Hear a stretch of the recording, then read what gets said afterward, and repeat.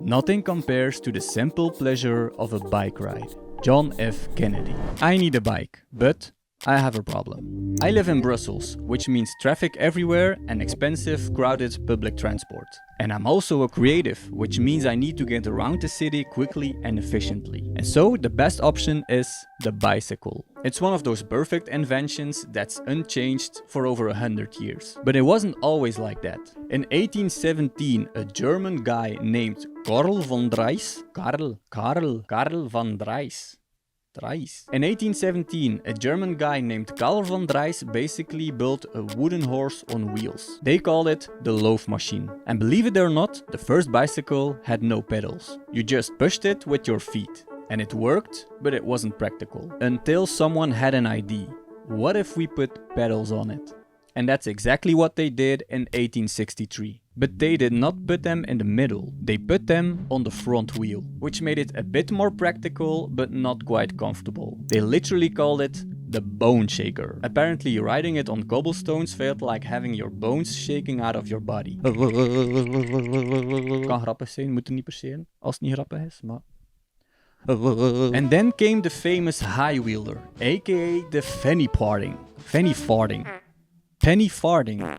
farthing, whoa.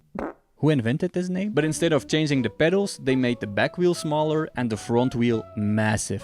It was faster, but you were sitting so high that all it took to get you flying over your handlebars was a pothole. But then in 1885, a man named John Kemp Starley used his big brains to think out of the box and invert everything. 2 equal-sized wheels, a chain, a diamond-shaped frame, and suddenly the bicycle became stable, practical, and safe. And it was so good that every bicycle today is still based on that design. A design that we as modern human beings keep optimizing. But which bike should you choose? Mountain bike, gravel bike, the cargo bike, the e-bike, race bike, tandem bike, the fixed gear bike, the folding bike, the long tail bike. Too many options. And that's the problem, because I'm not looking for just any bike. I need one that works for how I actually create. I need the perfect bike. But living in a big city means there are a few extra problems we need to think about. Tram lines. These things are the worst. So we need tires big enough to not get stuck and fall on our buckets, which means a race bike won't do it.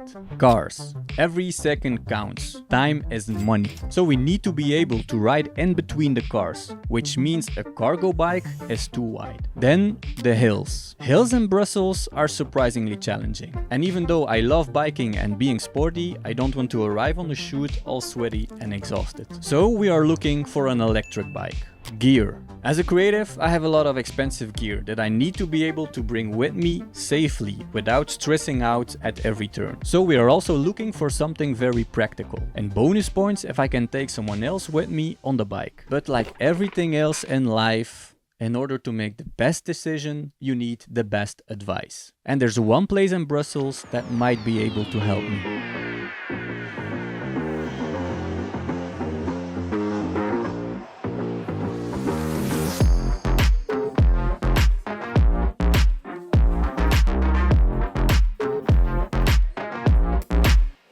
Good. Qui peut en général donner une moyenne entre 50 et 65. Ready! This is it. This is the perfect bike.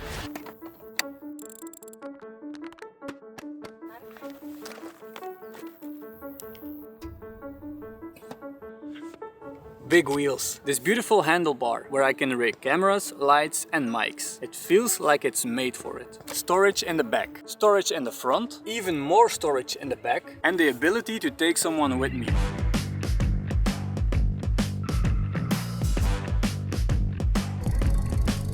This feels good! Alright, beautiful people. That's it. Remember that every tool you use, whether it's your camera, your workspace, your software, should make your work easier, not harder. And instead of guessing, try to find the right people that can help you. Thanks to Lucien for their advice, now I can fully enjoy the city on my perfect bike. Stay creative and see you in the next one.